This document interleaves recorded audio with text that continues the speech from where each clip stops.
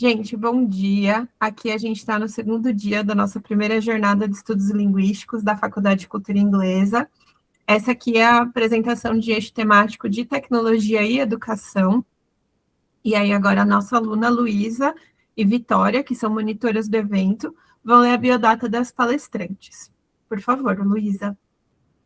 Bom dia, gente. Espero que vocês estejam bem. A gente vai começar aqui com a apresentação da Ana Júlia, que ela veio da Faculdade Forte, que vai falar um pouco mais sobre as 1000 possibilidades de usar Corpora em aulas de idioma.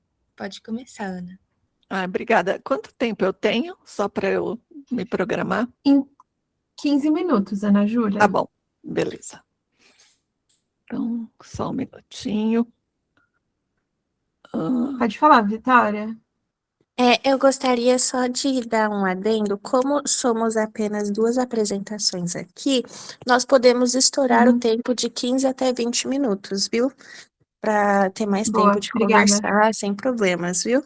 Tá bom. É que todos os outros eixos têm, acho que 3 apresentações, né? E o nosso tem 2. Isso, e aí como nós tem 2, para dar um pouquinho mais de tempo pra gente, não tem Tem uma problema, folga. viu? Tá bom, obrigada, Vitória. Eu que agradeço. Pronto, estou compartilhando aqui com vocês. Então, tá dando para ver direitinho? Eu vou... Tá, e o meu som tá bom também? Então, beleza. Tá Então, ótimo. eu vou me programar meio para 15, 20, e aí a gente pode abrir para perguntas, né? Bom, então as 1000 possibilidades de usar o Corpora ou Corpora em aulas de idiomas. Só uma rápida apresentação minha aqui, depois fica gravado aí, que se alguém quiser algum contato meu, fica à vontade.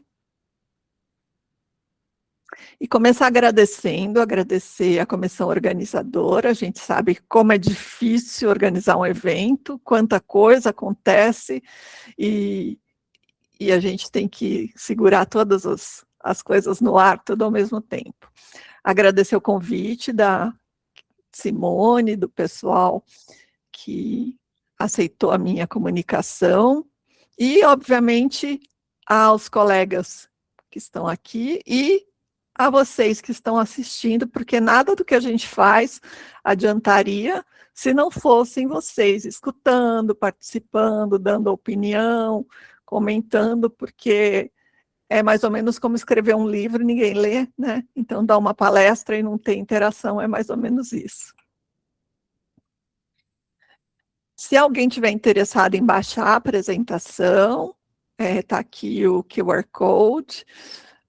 Eu tentei, pela milionésima vez, ensinar para ele que com o QR Code não precisava de autorizar o acesso, coloquei isso, e mesmo assim, uma amiga minha que foi testar falou, está pedindo autorização.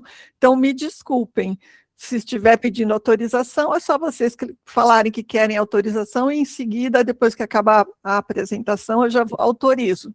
Sinto muito, desculpa, porque eu não sei mais o que fazer para convencer o Drive de que com o link não precisa de autorização. Então, vamos falar de corpos.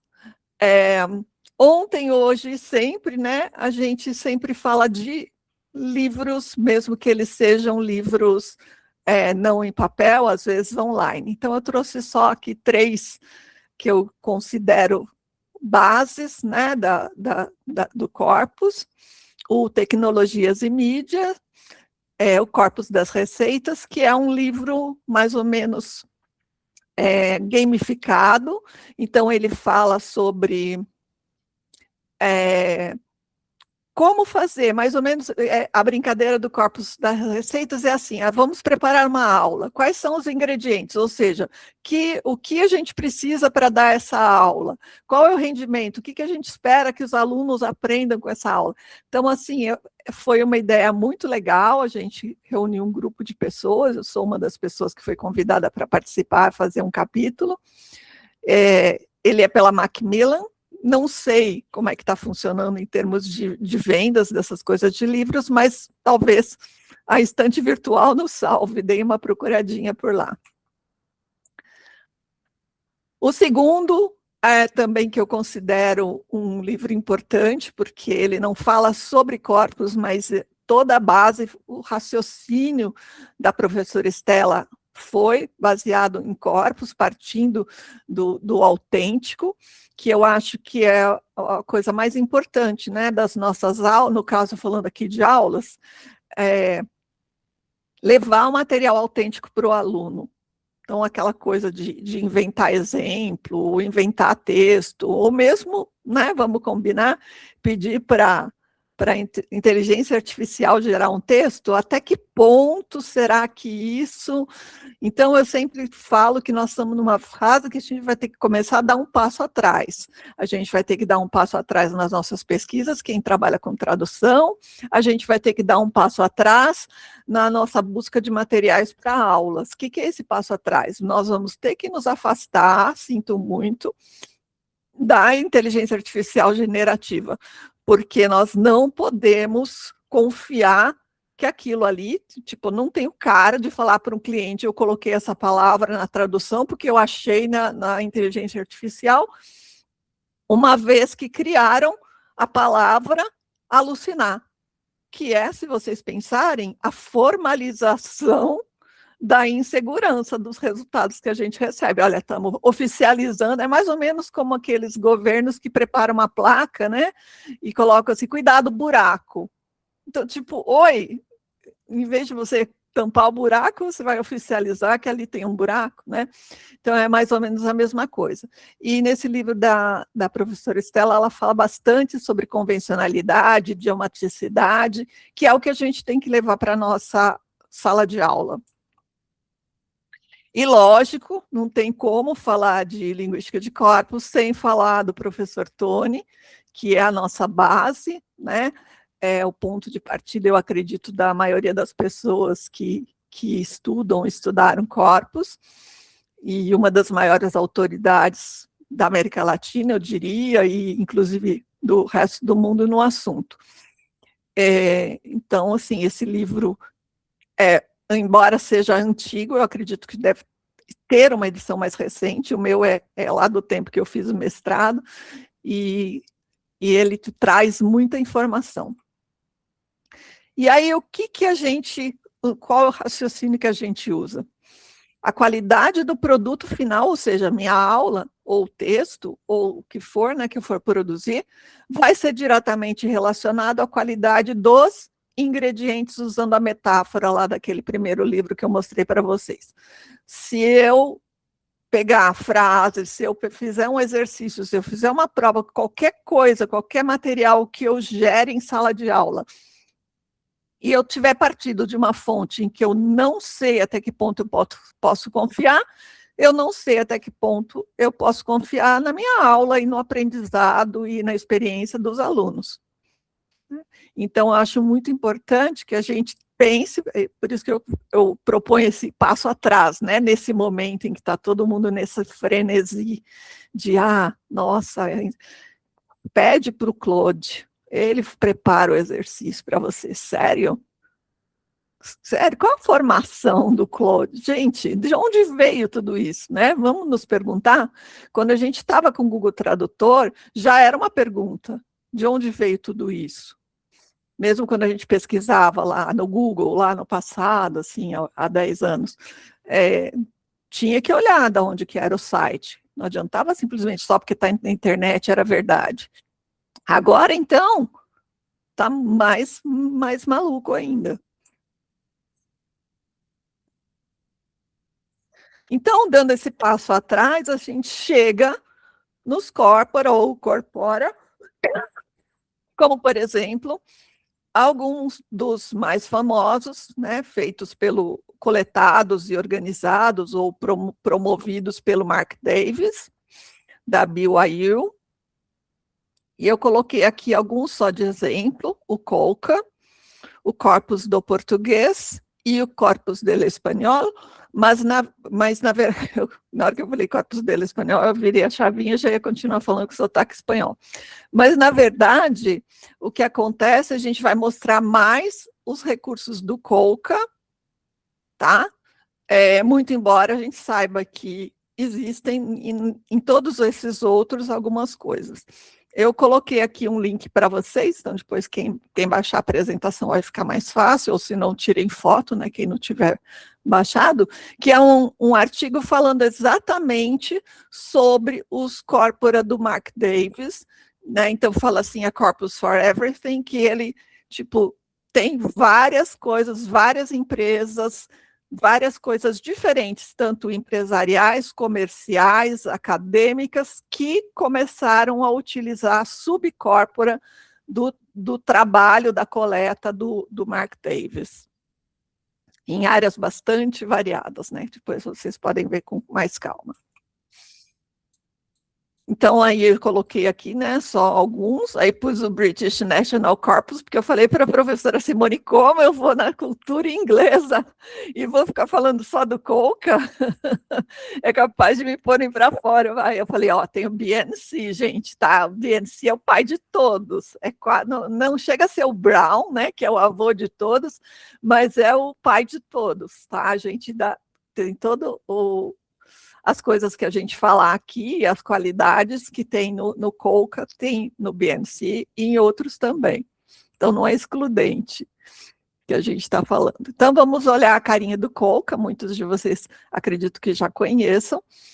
Eu vou dar mais um enfoque, eu fiz durante muito tempo, a minha pesquisa foi sobre o enfoque do uso de corpos para tradução, e porque lá no começo, quando eu comecei, a gente via um enfoque maior mesmo para aulas, né? Que o Tony sempre levava a gente mais para questão de sala de aula.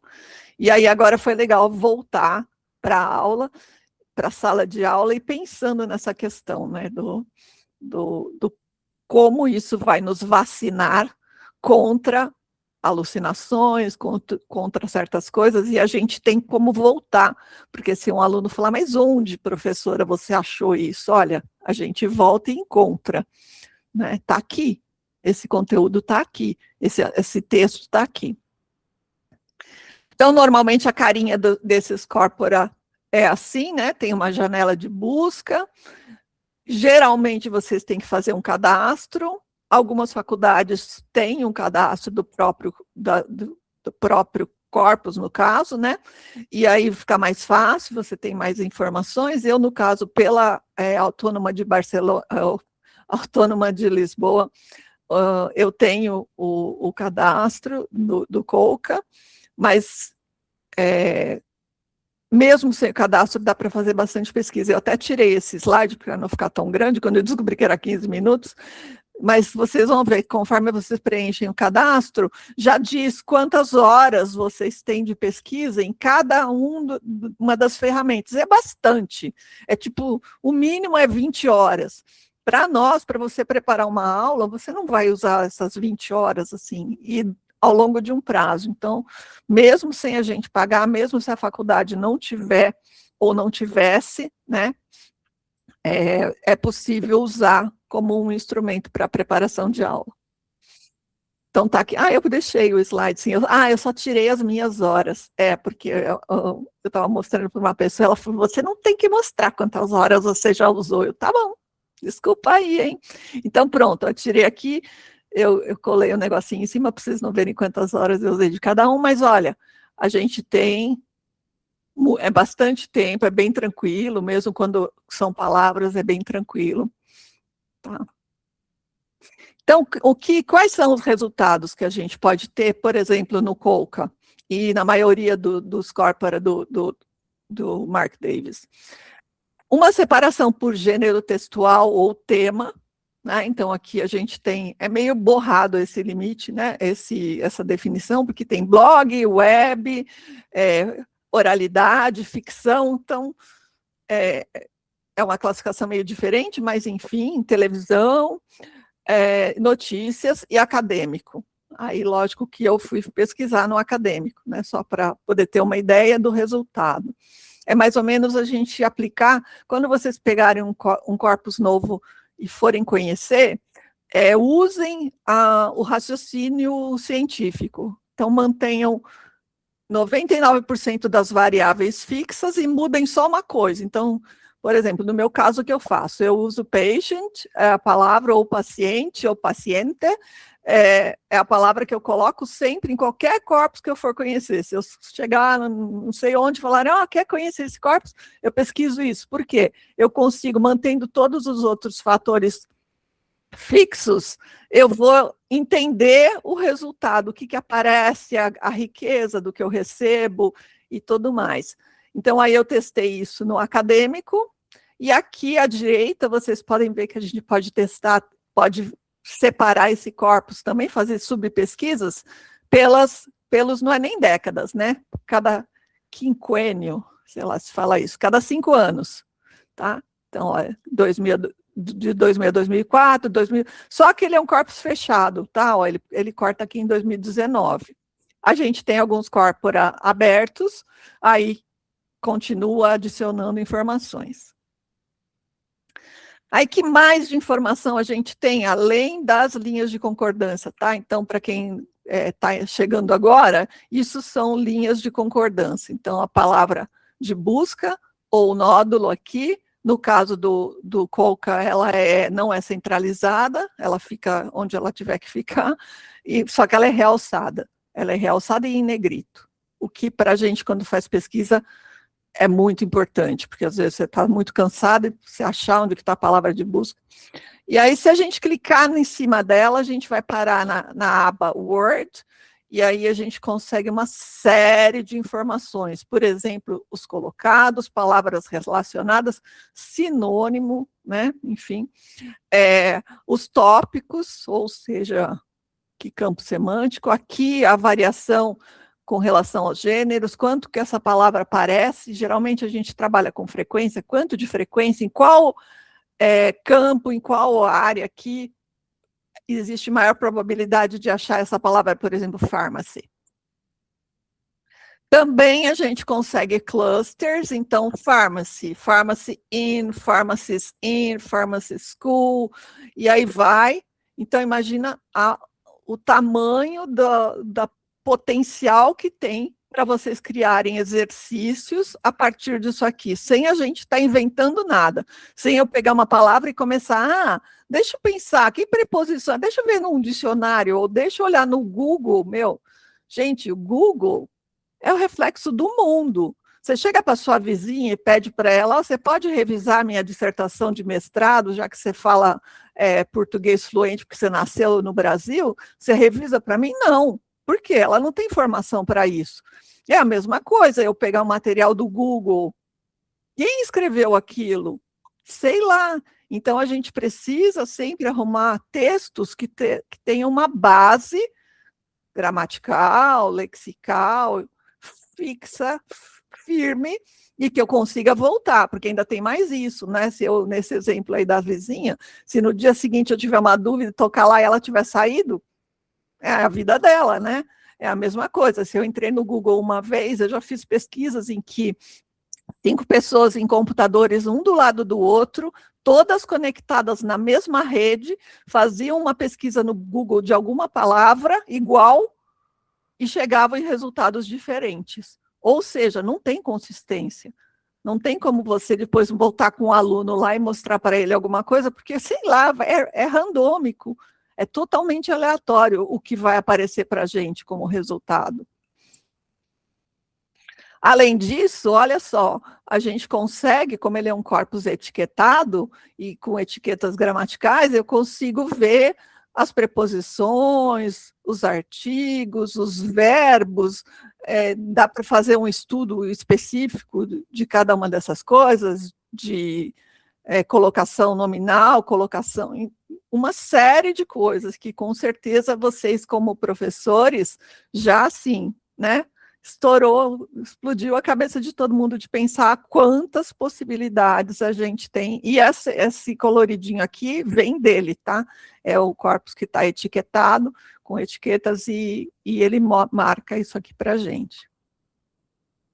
As mesmas coisas que a gente tem para o Colca, ou um pouco diferentes, mas a gente tem muitas delas também para o corpus do português. Então, quem ensina, por exemplo, português para estrangeiros, a gente consegue a mesma coisa, não é porque eu sou nativa que eu vou criar frases da minha cabeça, eu simplesmente vou no corpus e vou fazer pesquisas. Ele também é separado por gêneros. Obrigada, Luísa, fica tranquila, tá tudo dominado aqui, mas obrigada por avisar do tempo. Tá, então, por gêneros textuais, e também, no caso do corpus do português e também para o corpus do espanhol, vale isso. Ele separa, no caso do português, ele chama de dialetos, tá? Então, eu chamaria de variantes geográficas. Então, você pode ter de outros países, olha, aqui à esquerda, no alto, a gente tem os países de onde foram coletados os corpora. No caso do Corpus del Espanhol, a mesma coisa, eu não coloquei aqui, mas é a mesma coisa, você tem um mapinha falando se tem do Chile, se tem da Argentina, se tem, e a gente sabe, quem trabalha com espanhol, sabe que isso pode representar uma grande variação de um resultado, em termos linguísticos. E aí tá aqui, olha, então eu peguei agora, para fazer essa busca, eu peguei a palavra cara, tá? Em português, e eu coloquei, porque eu queria uma palavra justamente que fosse diferente daqui para Portugal. Então eu fiz a primeira pesquisa com os resultados, olha aqui à esquerda, nessa segunda coluna, vocês veem que é BR, Brasil. Então esses são como é que a palavra cara se comporta em linhas de concordância de Brasil. E aí depois, aqui filtrado para português de Portugal, né, ou português europeu, como queiram. Então tem aqui, ó, a segunda coluna da esquerda, vocês veem que é PT, né, então é Portugal, e aí dá para a gente fazer essa análise e entender como é que a palavra funciona, nas acepções todas que a gente tem para o português, e dá para você fazer, o aluno fazer isso. Então, de repente, você pega uma coisa em inglês americano, uma coisa em inglês britânico, com a mesma palavra, e dá as linhas de concordância para eles e fala, ó, analisem essas linhas e vocês me digam como que funciona essa palavra, como ela se comporta, né, aqui, como ela se comporta aqui. Lógico, tudo a gente fazendo antes, testando antes, né? Tudo no corpus, quando a gente leva para a sala de aula, é aquela aparência de super liberdade, mas que no fundo a gente antes já testou e já, para que as coisas sejam focadas no resultado. Deixar também para vocês aqui o nosso projeto lá, o Comet, da FFLS. Tem várias coisas, inclusive a Amanda vai falar sobre corpus de aprendiz, né? O Como Aprende é um corpus de aprendiz. No próprio site do Comet, para quem quiser outros idiomas ou mais recursos, eles têm aqui, ó, alemão, espanhol, francês, inglês, italiano, português, multilingüe, e algumas coisas de ferramentas e textos sobre corpus. E para encerrar, né, a tecnologia não vai substituir os tradutores, ou no caso, os professores. Eu peguei essa frase por ser do Alan Melby, mas dá para a gente fazer essa coisa. Mas por professores que usem os professores que usam tecnologia irão substituir aqueles que não utilizam. Os convites finais, esse link aqui da academia leva para os artigos e livros que eu publiquei, vários, todos eles gratuitos, que vocês podem baixar. Tem bastante coisa, tem inclusive coisas da PUC, eu vi que tem bastante gente da PUC aqui, a gente tem, e por falar em tradução, tem os livros deles todos. O Profit, Simpósio Profissão Tradutor, que vai ser 19, 20 e 21 de novembro, 100% online. Então, vocês estão todos convidados, tanto para se inscreverem, quanto para submeter resumos, de repente, se apresentarem. E o MedDict, que é o nosso dicionário online de termos médicos, que está lá hospedado no YouTube. Então, era isso que tínhamos para dizer, agradecer a todos vocês pela participação, e eu acho que eu terminei super no tempo. Muito obrigada, viu, Ana? De verdade. Eu e a Luísa somos as monitoras e nós somos estudantes de tradução. E realmente foi uma palestra que nós já tínhamos ouvido um pouco sobre essas plataformas e todo esse assunto a Simone, ela já tinha dado só um parecer e você entrou muito mais no assunto, é realmente muito interessante isso, eu realmente agradeço a sua participação. Foi muito interessante essa palestra, gostei muito da sua apresentação. Gostaria até que você, se você puder, mandar o link do Profit aqui na chamada. Caso não seja possível, não tem problema, a gente consegue também, pela sua apresentação, pegar ele, viu? É, mas é isso. Eu queria abrir para perguntas. Se alguém. Ah, foi, muito obrigada, viu? Eu queria abrir para perguntas, se alguém quiser começar, se tiver alguma pergunta para a Ana Júlia, sinta-se à vontade.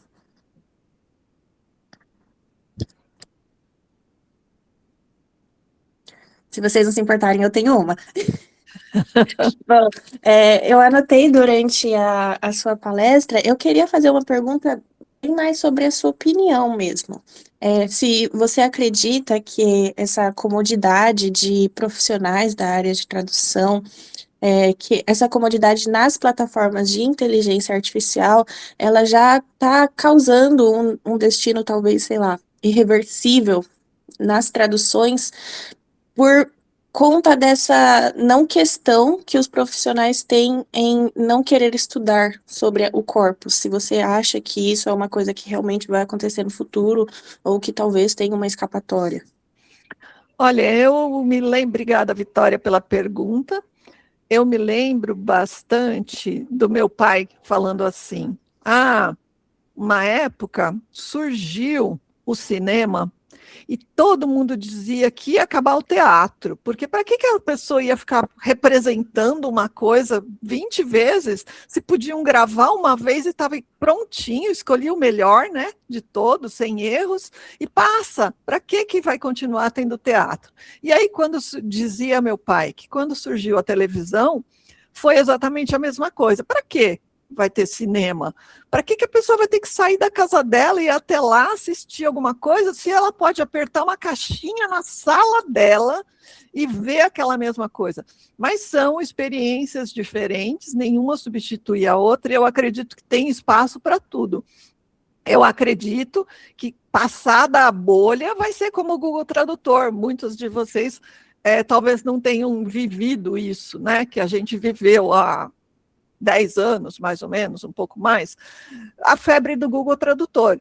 O meu sogro, a maior felicidade da vida dele era pegar uma frase, colocar no Google Tradutor, chegar para mim e dizer assim: olha, traduziu.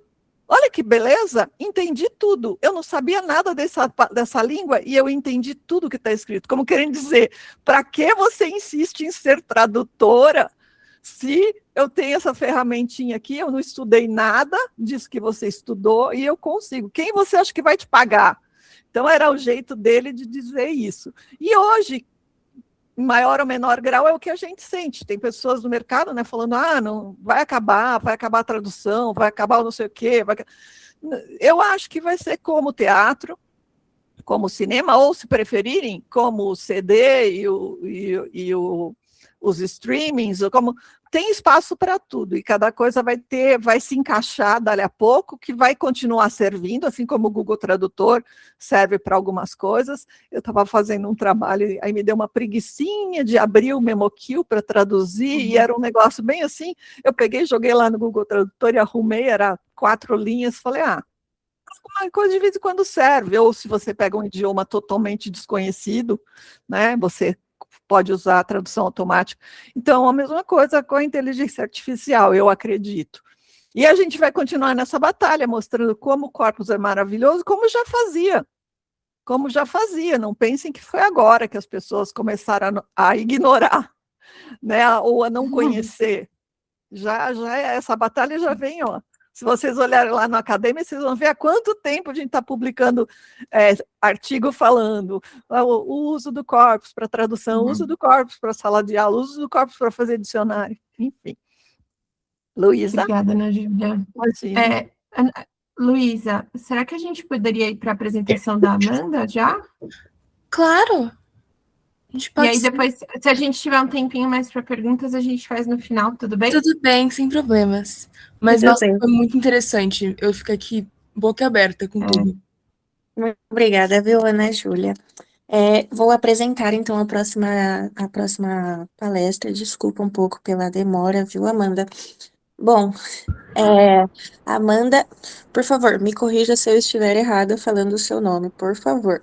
Amanda Tiarello Boldarini, certinho? Ai, veio da Faculdade PUC de São Paulo, também foi estudante da Faculdade de Cultura Inglesa, e ela vai apresentar sobre Metaphor Use in Learner Corpora, Underlying Discourses and AI-Based Identification. Muito obrigada, Amanda. A apresentação, a sala é sua. Muito obrigada. Muito obrigada. Obrigada. Deixa eu compartilhar aqui.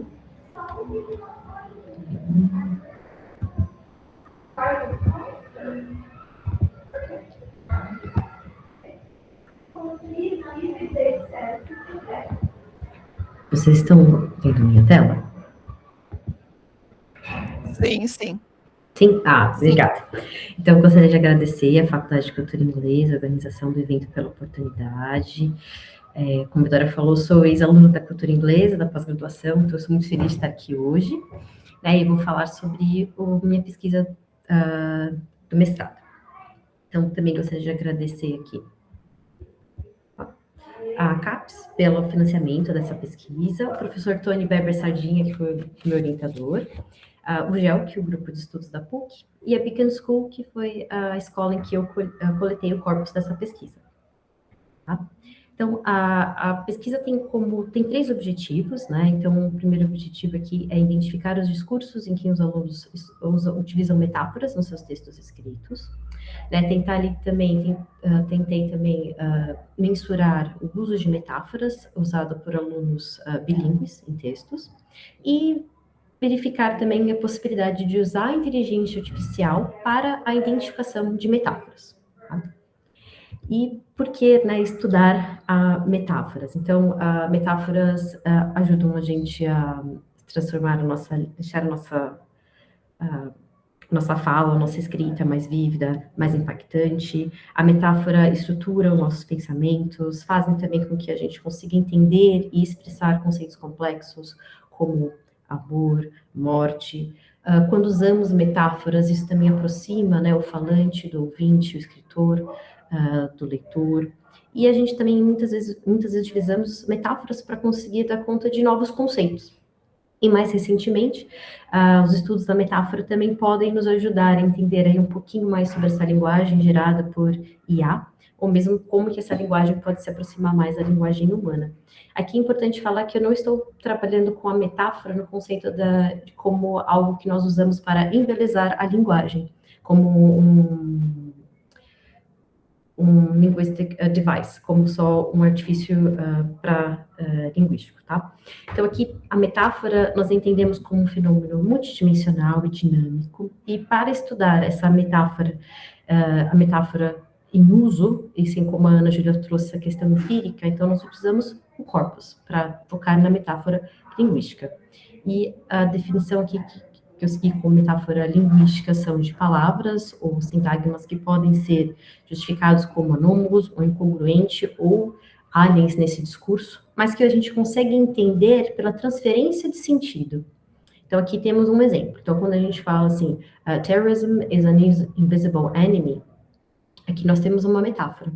Porque aqui nós entendemos, porque o tópico dessa metáfora é terrorismo, e o enemy é o veículo. Então, e a incongruência ocorre na relação entre terrorismo, que é um conceito abstrato, né, com inimigo, que é algo concreto e uma pessoa. Então, nós entendemos terrorismo como esse inimigo, nós purificamos esse conceito abstrato.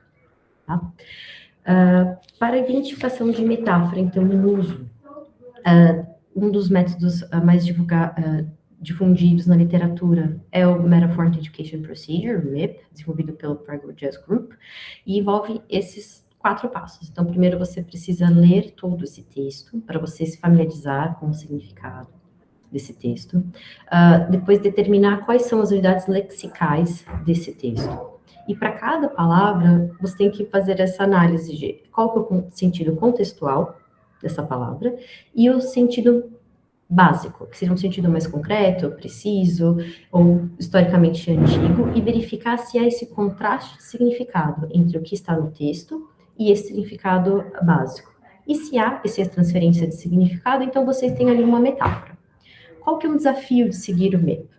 Você lê textos extensos ou um corpus com muitos textos, demanda tempo.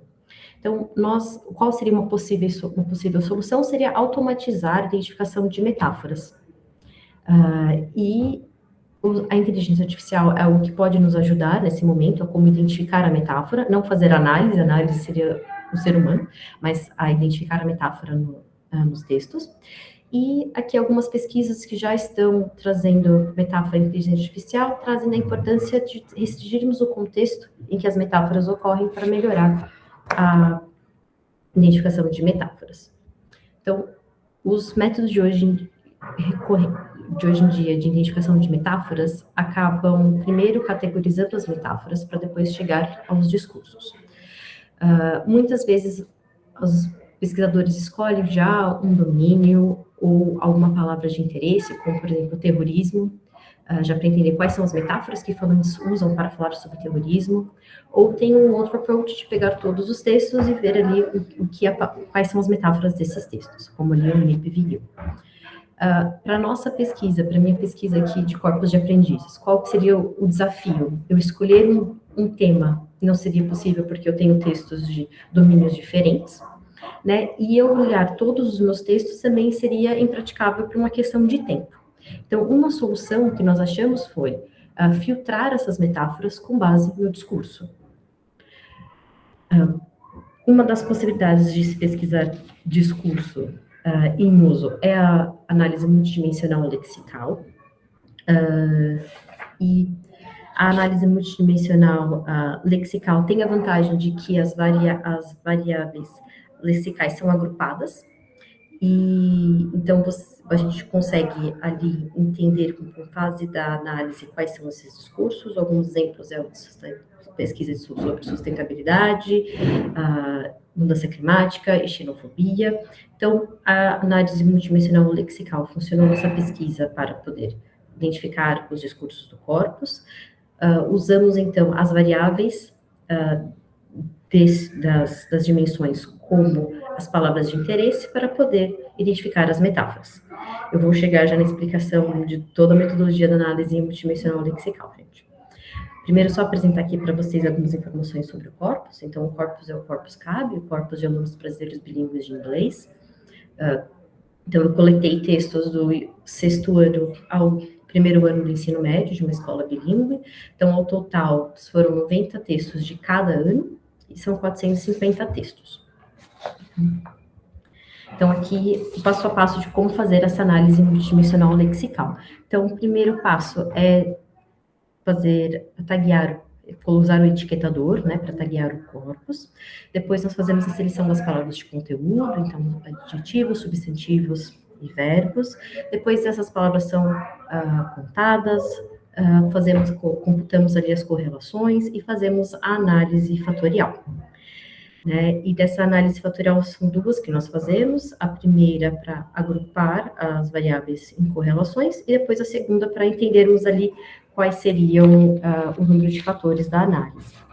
Então, aqui eu tenho o Screenplot, que é o que nos ajuda a decidir qual seriam os números de fatores para essa análise.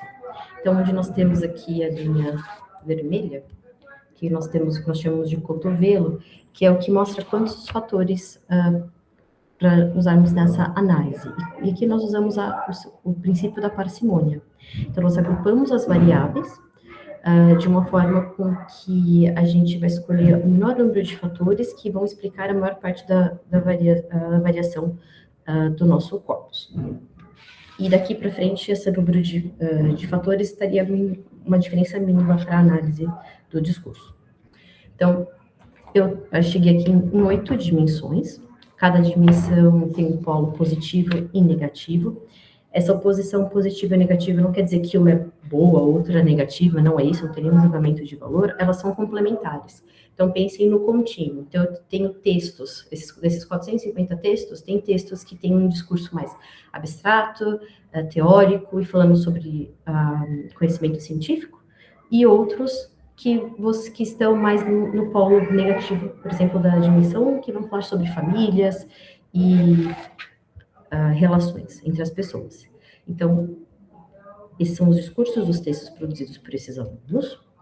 Eu não vou ter tempo de apresentar todos eles, fiquem tranquilos, eu vou só apresentar a primeira dimensão, que é a mais representativa do corpus. Então, essas são as variáveis que eu mencionei anteriormente, que depois eu usei para análise de metáforas. Então, a gente tem aqui theoretical, finding, background, datum, hypothesis, introduction, conduct. Então, eu faço a leitura dessas variáveis, depois eu volto nos textos para ver como que essas variáveis estão nos textos de cada dimensão, para poder entender esses discursos. Então, aqui a gente tem um exemplo dessa primeira dimensão. Então, podemos perceber que o polo positivo da dimensão 1 traz esse discurso mais voltado para a ciência, para esse conhecimento que a gente adquire por meio de pesquisa. Já o polo negativo da dimensão 1, nós temos aqui discursos mais direcionados à família, dinâmicas familiares, um pouco de resiliência, e crescimento e sobre emotional growth. Essas são as variáveis, a gente pode ver que elas já são diferentes, então temos dog, arrive, daughter, mom, accountable, e aqui pelo texto temos a descrição de uma família. Então, um texto descritivo que está falando sobre essa família, quais são as relações dessa família. Bom, encontradas as dimensões, passamos para então a análise que eu fiz primeiro, manual das metáforas. Então, para cada dimensão, as variáveis, nós focamos nos substantivos abstratos. Então, essa foi a lista final de substantivos abstratos que nós analisamos. Apliquei o MEP em todas. E para cada candidato, cada substantivo abstrato nos textos, eu retirei a sentença em que eles ocorreram, ou só aqui o que nós chamamos em português estrutura mínima, para a gente poder fazer essa análise manual e depois análise com a inteligência artificial. Então, o candidato aqui era process. Retirei do texto a sentença, então, almost everything medicine needs to be tested and confirmed, and this is a very long process. E também aqui a frase estrutura mínima, que seria a very long process. Aqui são os resultados da análise manual. Então, aqui nós temos uma comparação dos candidatos, a metáfora e depois da análise, de quanto que nós conseguimos.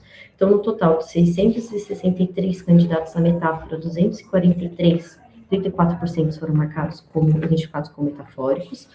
E nós temos uma predominância de discursos de maior incidência de metáfora nos polos positivos das dimensões, então, nos discursos. Então, aqui eu tenho um geral, né, da incidência de metáfora nas dimensões. Então, os polos positivos, em que os discursos são mais abstratos, tiveram uma maior incidência de metáfora. Então, a gente tem aqui o polo, a dimensão 5 positiva, a 4 positiva, a 1 positiva um pouquinho também. E alguns desses discursos são um pouco mais dependentes de metáfora e são mais difíceis a gente conseguir expressar esse sentido sem uso de metáfora, e alguns nós até poderíamos prever. Então, quando a gente fala de conhecimento científico, era mais esperado que houvesse uma maior incidência de metáfora, mas outros nem tanto. Como, por exemplo, a dimensão polo negativo da dimensão 7, que fala sobre ética e de considerações éticas também. E das 16 discursos, 3 tiveram maior dependência de metáfora, e esse é um achado interessante, né, que é o polo positivo da dimensão 4 e os 2 polos da dimensão 5. E nos próximos slides eu vou mostrar alguns exemplos para vocês entenderem essa relação entre os discursos e as metáforas. Então, aqui um exemplo da dimensão 4. Então, aqui são as variáveis, tem interfere, cultural, divorce, respect, culture. Essas são as variáveis. Aqui um exemplo de texto. Então, nós temos aqui esse texto falando sobre como governos não deveriam, né, interferir e deveriam respeitar culturas, por isso que essa dimensão nós chamamos de a autonomia cultural, diversidade e respeito. E aqui nós temos a análise da metáfora. Então, o candidato culture, cultura, apareceu 39 vezes. E cultura foi ou personificada, ou foi colocada como um lugar, conceitualizada como um lugar, como nesse exemplo, né? By context, we can know that a cultural divorce is leaving a culture. Então, you leave a culture, you leave an entire culture behind. Então, os alunos escreveram sobre cultura como uma perspectiva como um lugar. Religion também apareceu bastante como candidato e usado de forma metafórica, e também personificado, como aqui a religião e a cultura que promovem violência, promover são ações humanas, que são aqui transferidas para a religião e cultura, e também religião e cultura interferindo com a liberdade humana. Eu vou pular aqui a dimensão 5, gente, por uma questão de tempo. Como que eu estou com o tempo? Oi, Amanda, tudo bem? Olha, se eu não me engano, você tem mais 10 minutos para terminar a Tá. apresentação. E dentro desses 10 minutos seria também as dúvidas. Mas assim, pode estar continuando, viu? Porque tá bem interessante. Tá, então eu vou falar rapidinho aqui da dimensão 5, que é importante, para depois a gente entender a parte da inteligência artificial também. Então, a dimensão 5, o discurso fala sobre resiliência, determinação e uma questão, resiliência e determinação. Então, esses são as variáveis, então tem laborious, eligible, formidable, competent. Então, quanto maior aqui o número, quer dizer que também mais representante o peso dessa dimensão. Aqui a gente tem um exemplo de texto dessa dimensão, então, to achieve success, you need to deserve it, and success makes everything easier. Então, trazendo muito essa ideia de resiliência e determinação. Isso a gente só olhando para o discurso. Olhando para as metáforas, o candidato que mais aparece, e foi o único, foi success, que aparece 30%, em 30 casos. E sucesso também é colocado como um lugar que você consegue atingir. Então, in your way to success, and to achieve success. E aqui são exemplos de textos diferentes que eu trouxe para mostrar também como essa metáfora ocorre de forma sistemática em outros textos. E também revelando também como que para esses alunos essa ideia de sucesso aparece muito como uma questão de meritocracia, uma base de você tem resiliência, se você tem determinação, você vai alcançar esse sucesso. Tá. Passando agora para identificação por inteligência artificial. Nós fizemos testes com alguns modelos diferentes, optamos usar o ChatGPT-4, que foi o que tivemos ali melhores resultados. Esse é o prompt que nós utilizamos. Então, no prompt, nós decidimos colocar a definição de metáfora linguística que nós usamos ao fazer análise dos textos. Nós não colocamos, nós testamos primeiro assim, ache a metáfora, e ele ia colocar, a inteligência artificial escrevia qualquer outra coisa sobre metáfora e não fazia análise do texto. Então, nós colocamos aqui qual era a definição para ela seguir. Indicamos, né, decidir se a palavra, então aqui a gente colocou, indicamos qual seria o candidato, foi usado metaforicamente ou não, na frase, então ou na estrutura mínima ou na sentença, e como que era para ele fazer a resposta. Então, se sim, se era metafórico, ou se era metafórico, pensando na questão de transferência de sentido, nesse sentido, se haveria um sentido mais básico ou não, e se o ChatGPT disse que não era metafórico, colocar também aqui quais são as razões para decidir não como não metafórico, que para nós também, a justificativa também era importante para entender essas decisões que eles tomaram.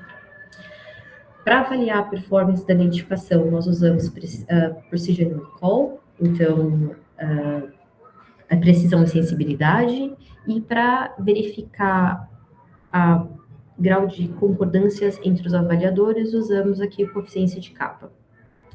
Aqui eu tenho os resultados gerais da análise. Então, na primeira tabela, temos aqui a comparação da anotação humana com inteligência artificial, quando analisamos candidatos à metáfora na estrutura mínima e nas sentenças. Então, o que esses números aqui querem dizer? Os verdadeiros positivos são os casos em que o ser humano e a inteligência artificial concordaram que era metafórico. Então, foram 61 casos no nível da sentença e 44 casos no nível da estrutura mínima, que é o da sentença. Aqui nós temos os verdadeiros negativos, o caso em que tanto o ser humano quanto a inteligência artificial falaram, não é um uso metafórico.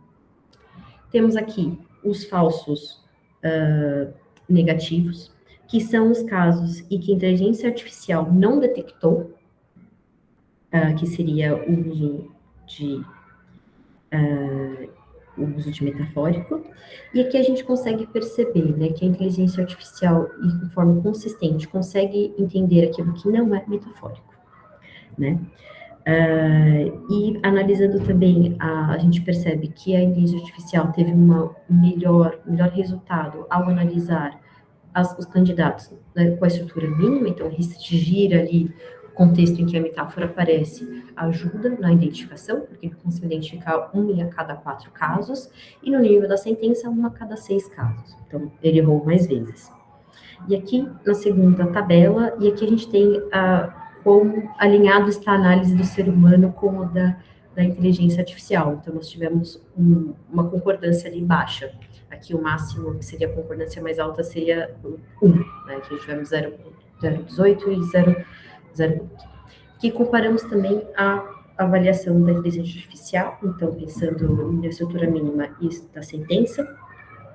E aqui nós tivemos 44 casos em que as duas anotações entenderam que é um uso metafórico, tendo uma concordância moderada.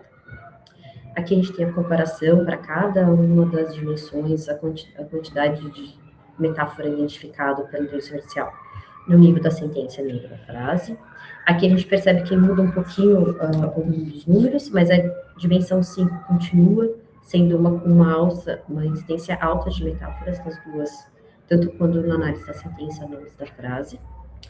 E aqui tem alguns exemplos para vocês verem de como foi feita essa análise pela inteligência artificial. Então, aqui o candidato era Nature, e aqui nós temos um caso de verdadeiro positivo, em que, né, a natureza foi identificada como usado metafórico nessa sentença, no nível... e aqui, na estrutura mínima, como também identificou como metafórico. E aqui a explicação da inteligência artificial, explicando, comparando com base, no sentido básico da palavra e do dicionário. Aqui nós temos aqui um exemplo em que, na verdade, a inteligência artificial errou. Religião não está usando de forma metafórica, e ele falou que sim, estaria sendo usado nos 2 casos. E tivemos alguns problemas durante essa análise. Então, a falta de contexto foi um problema em alguns casos. Então, pensarmos nessa estrutura mínima ajuda na identificação, mas em alguns casos atrapalhou. Por exemplo, aqui, a inteligência artificial disse que não seria metafórico, porque sem maior contexto não seria possível. E esse caso também é um em que, quando uma preposição é o veículo da metáfora, a inteligência artificial também tem mais dificuldade para entender como metafórico. Aqui, outro caso, o nível da sentença, em que, por ter um contexto maior, a inteligência artificial achou algo no sentido metafórico, mas não aquilo que nós esperávamos. Então, aqui seria Food Policy Preaches, esse era o nosso interesse como metafórico, e eles falam que essa frase tinha uma metáfora por causa dessa parte.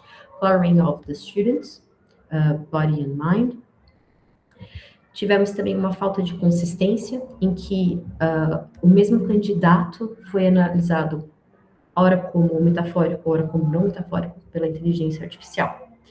Então, aqui, qual que é a nossa conclusão, né, desse trabalho? Então, análise multidimensional lexical identificou 8 dimensões discursivas, e tivemos maior incidência de metáfora nos polos abstratos. Alguns discursos são mais dependentes de metáfora do que outros, como os que falam relacionados à cultura e à resiliência. A inteligência artificial demonstrou melhores resultados para identificar casos não metafóricos.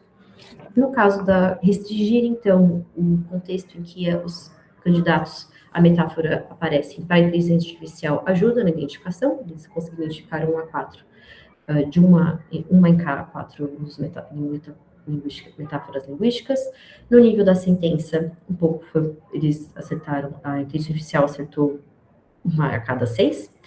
E isso também traz para a gente como é importante entender o tamanho desse contexto utilizado e como que isso pode impactar a identificação de metáforas linguísticas. e que ainda temos, são resultados promissores, mas ainda temos algumas limitações e ainda temos muito para entender sobre inteligência artificial e como eles podem contribuir para a identificação de metáfora. Aqui tenho as referências, e uma pergunta. Muito, Amanda. Ai, desculpa, pode falar, Lu? muito bem. Muito obrigada pela sua palestra. A gente ficou aqui de boca aberta, porque foi realmente muito completa, muito essencial.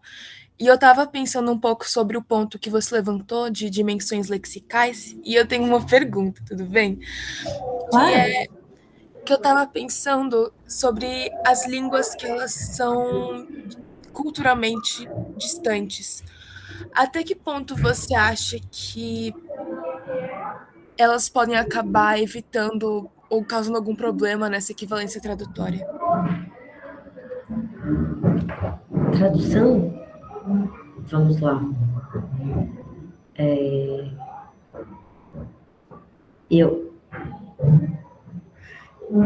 Volta a pergunta, por favor. Eu falo é que aqui eu escrevi certinho para ficar menos bagunçado. Até que ponto as dimensões lexicais de uma língua podem limitar ou acabar ampliando uma equivalência tradutória nas culturas que são linguisticamente distintas? Porque as dimensões lexicais, elas vão surgir a partir dos textos que foram escritos. Então, aí acho que eu não sei, porque, desculpa, eu não sou da tradução, então eu tenho medo de falar algo errado. Não, relaxa. E provavelmente falarei. Mas como a gente é derivado do texto, daquilo que nós temos do texto, eu acredito que vai depender de como foi feita essa tradução. E aí das escolhas que esse tradutor fez na hora de traduzir esse texto. Eu acho que o que a gente pode pensar também, Luísa, é que não é possível dizer que um texto traduzido vai ter as mesmas relações lexicais, mesmo que você respeite... Porque, assim, eu também não sou da tradução, né, Amanda? Você sabe. Mas o que eu entendo, depois de trabalhar tanto tempo nessa faculdade que também dá aula de tradução, é que traduzir é uma escolha. Então, o tradutor ele vai ter que fazer uma escolha, e ele pode escolher respeitando a família lexical, vamos dizer assim, tentando copiar a família lexical. Mas isso não, talvez nem faça sentido quando ele passa para outra língua. Sim. É que eu fiquei pensando em mil coisas quando você estava falando, eu fui aqui. Amanda, eu tenho uma pergunta. Primeiro que eu acho muito legal, eu achei a sua palestra muito interessante por vários motivos, porque lá no doutorado eu estudei historiografia, e aí na historiografia a gente aprende a ver qual é a característica do nosso orientador que fica com a gente, assim. Então é bem interessante no seu trabalho, porque dá para ver um pouco do Rodrigo, que eu sei que há muito tempo atrás lá na Faculdade de Cultura Inglesa ele foi seu orientador, e dá para ver também, claro, o Tony, que foi seu orientador mais recente no mestrado, né? Mas eu queria que você falasse um pouco, assim, de como você entende a relação das metáforas no ensino de gramática, por exemplo. Você acha que existe um lugar para ensinar a partir disso tudo que você falou? Tem como a gente transformar isso num material pedagógico? Sim. Sim, tem como transformar, e tem até algumas, agora não vou lembrar de cabeça, alguns pesquisadores que vão falar sobre a competência metafórica como algo para a gente trabalhar os nossos alunos. Porque se a gente passa ali para collocations, até pode ajudar. Quando a gente fala sobre tempo em inglês, em português também, a gente gasta tempo, a gente perde tempo, a gente ganha tempo. São as mesmas colocações que nós vamos ter com dinheiro. Porque nós temos ali a metáfora cognitiva de que tempo é dinheiro, os dois são recursos. Então, isso pode também ajudar nesse sentido, né, de ter esse entendimento dos quais somos colocados, e mesmo a gente começar a entender como que essa língua é usada. Então, acho que em sala de aula ajuda bastante. Acho isso muito interessante, porque eu acho que na nossa área, assim, quem trabalha com IFL, né, a gramática está em baixa, né, Amanda? Eu falo assim que eu gosto muito de estudar gramática, dar aula de gramática, mas se você abrisse um Instagram hoje para dar aula particular falando dou aula de gramática foda, tipo, você ia ter 0 alunos. Então, o ensino de gramática está embaixo, infelizmente, e eu acho que esse é um caminho, assim, a gente mostrar para as pessoas que estudar gramática é, na verdade, uma maneira de você entender como a língua existe lá na mente da pessoa, ou como a gente organiza essas metáforas para poder se expressar, o que isso tem de cultural num povo. Isso é muito interessante, cara. Sim. Ou mesmo ali, quando a Ana já trouxe o jeito que a gente diz da Estela, também para a gente conseguir falar de uma forma mais aproximada desse falante, né? Que nós somos falantes não nativos de inglês, né? Boa. Queria agradecer a Ana Júlia e a Amanda de novo por dispor um pouco do tempo delas para ensinar tantas coisas interessantes para a gente hoje. Queria agradecer as monitoras da sala, a Vitória e a Luísa. E queria dizer, gente, que acho que é isso, assim. Então, muito obrigada a todos. Acho que essa sala desse eixo temático está encerrado. Obrigada. E para quem participa do evento amanhã, nos vemos amanhã. Tchau, gente. Uma Muito ótima obrigada, tarde. Cássia. Muito obrigada, Amanda e Ana. Foi um prazer estar aqui com Tchau, vocês. tchau. Espero que todo mundo tenha gostado das palestras. E muito obrigada também pela Cássia e pela Daniela de estarem aqui junto comigo e com a Luísa. Ótimo esse momento. Espero que vocês tenham gostado e a jornada continua amanhã. Beleza. Tchau, gente. Tchau, Tchau, tchau. gente. Obrigada, tchau, tchau.